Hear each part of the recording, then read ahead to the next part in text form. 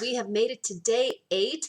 I hope that your travel vision boards came out awesome. I gave you a couple extra days to get those done. So if you are still working on that, um, keep going on that. That is really important.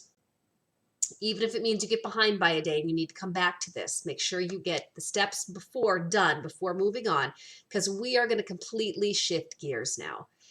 The first 7 days of this challenge, we're putting in a solid foundation for making the changes that we're going to make our travel goals happen. Now, I know that some of you really love the first 7 days and you love the visualizations and the mindset work. I know that for some of you that need more concrete steps that seem kind of fluffy and woo-woo. The next 7 days of the challenge are going to be better for you because we are going to be delving into the details of this and actually making this happen. So now that we have our vision board and our goals set, it's time to start focusing on finding the time for making these travel goals happen. With this lesson, I have included a calendar worksheet to help you plan out your travel goals. And so there's a notes section on there. I want you to get that out, print it, pause this now and print it if you haven't printed it already. But I want you to write in the notes section, kind of jot about the following questions. As far as your vacation days for the next year, are they set ahead of time or are they open and can be changed? Now, if your days are somewhat set, you will need to fit your destination to the dates that you have.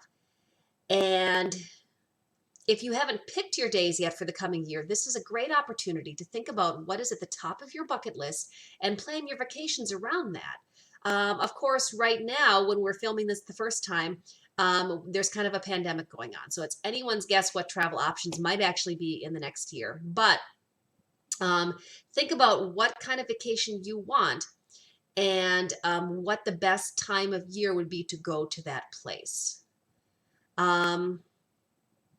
So look at the possibility of combining vacation days with holidays. This is something that we do a lot. We look at where those holidays fall, and if you can find a week where you already have a holiday off, that's one less vacation day you need to take to get that. So you end up using less vacation time. So think about that. If you have kids, I want you to get their school schedule printed out or downloaded or whatever you need to do, because we're going to take that and put those into the vacation plan. So make some notes about, kind of what's at the top of your bucket list. Do a little digging about what the best time of year is for that place. Make sure you have your vacation time handy, your kids' school schedule handy, because we are going to sit down with this calendar worksheet and we're going to start putting the following things into this worksheet. So first thing, I want you to put any vacation days that you already have set in place. I want you to take and put your kids' days off of school onto this calendar, any break that they have from school onto this calendar. I want you to take any extra days or holidays that you get off from work and put them onto this calendar. Think about any other days that you might have. For example, if you have a baby coming, you might have some time off in the next year for unpaid. You may be able to take unpaid time, unpaid leave, extra leave for having a baby, things like that. This seems really obvious, but make sure you go through and mark all of the weekends on there.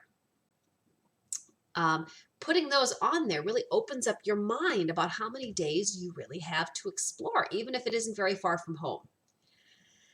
And so when you get done with this, this is going to give you a visual picture of the days that you have available. And like I said, if you still have vacation time to pick, you can still tweak that around a little bit. You can still think about, where you might want to take a big trip with those days, what the best time of the year is for that, and kind of get that set in place and put on there. So this is going to give you a visual representation of all of the time and all of the days that you have available to make your bucket list happen. I hope this was super helpful for you. I hope that you are enjoying this process and getting into more detail about this. And I will see you tomorrow for day 9. Take care. I hope you have an awesome day. We'll see you later.